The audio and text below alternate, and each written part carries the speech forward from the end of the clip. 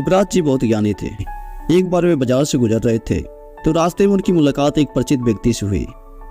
उस सज्जन ने सुकरात जी को रोककर कुछ बताना शुरू किया।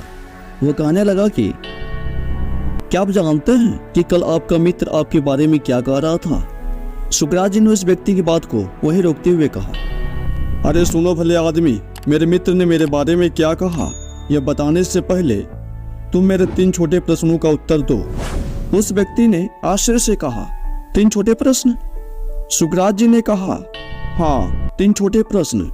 पहला प्रश्न तो यह है कि क्या तुम मुझे जो कुछ भी बताने जा रहे हो वो पूरी तरह सही है? उस आदमी ने जवाब दिया, नहीं, मैं अभी अभी यह बात सुनी और बताने चला आया। सुकरात जी ने कहा, कोई बात नहीं, इसका मतलब यह है कि तुम्हें नहीं पता कि तुम जो कहने जा रहे हो वह सच है या नहीं। अब मेरे तुम दूसरे प्रश्न का जवाब दो।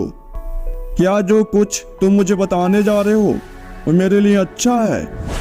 आदमी ने तुरंत कहा, नहीं, बल्कि इसका उल्टा है। सुकरात जी बोले, ठीक है।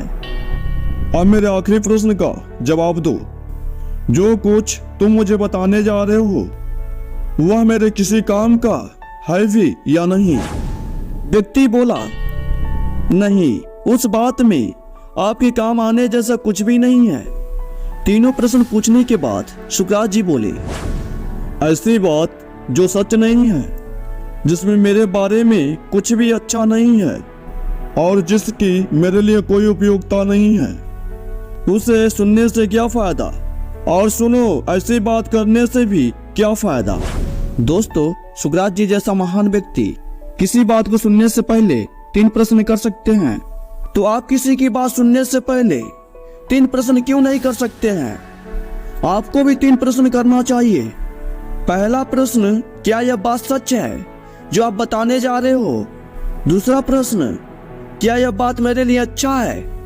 तीसरा प्रश्न है, क्या यह बात मेरे किसी काम की है? इस तरह से आप तय कर सकते हैं कि कौन सी बात आपको सुननी चाहिए, कौन सी बात आपको नहीं सुननी चाहिए, और अपने दिमाग को फालतू बातों से बचा सकते हैं।